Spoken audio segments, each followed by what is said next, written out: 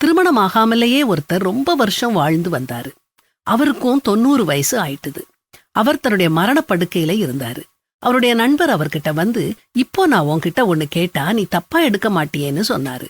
அதுக்கு இவரு எது வேணும்னாலும் கேளுன்னு சொன்னாரு. அதுக்கு நண்பர், நீ இதுவரைக்கும் எங்க யார்கிட்டையும் நீ ஏன் கல்யாணம் பண்ணலன்னு சொன்னதே இல்ல. இப்போ நீ கடைசி காலத்துல இருக்க, இப்பவாவது அந்த ரகசியத்தை என்கிட்ட சொல்லக்கூடாதான்னு கேட்டாரு. அதுக்கு அந்த முதியவர், ஆமா அது ரகசியம்தான், நான் இறக்குறதுக்கு முன்னால உன்கிட்ட சொல்றேன், கவனமா கேளு. நான் எந்த விதத்திலையும் திருமணத்துக்கோ திருமண பந்தத்துக்கோ எதிரானவன் இல்ல. உண்மைய சொல்ல போனா நான் எனக்கு எல்லா விதத்திலையும் ஒரு சிறந்த பெண் மனைவி ஆகணும்னு ரொம்ப நாள் தேடிக்கிட்டே இருந்தேன்னு சொன்னாரு.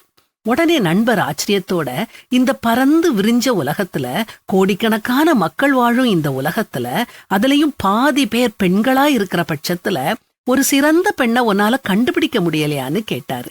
அதுக்கு அந்த முதியவர், நான் ஒரு சிறந்த பெண்மணிய கண்டுபிடிச்சேன்னு சொன்னாரு. நண்பர் சுவாரஸ்யத்தோட, அப்படியா, ரொம்ப நல்லது, அப்புறம் என்ன ஆச்சுதுன்னு கேட்டாரு.